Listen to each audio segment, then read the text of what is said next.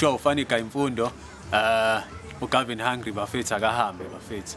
akahambe uGavin Hungry iKaizer simhlulile sekucacile ngithi iyamhlula iKaizer akahambe uGavin Hungry ngoba phela mengahambi bafethu kusho ukuthi iKaizer iya kumvela phela iKaizer mawubheka manje sisemsileni yoba dliwe nje izolo sisemsileni sikunumber 15 manje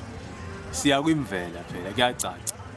so nje akahamba uGavin Hungry mfethu uyafana no Steve Kompela waze wahamba kwiKaizer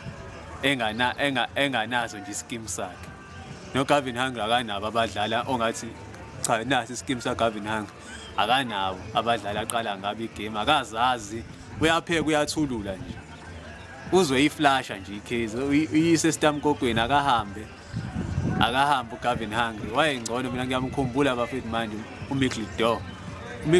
bengcono kabi noma besibuye sidlala ama-draw kwesinye isikhathi kodwa besiwina uMickledoor nje ngiyamkhumbula kabuye ingakho ekwazile ukunqoba izolo besidlala neMaritzburg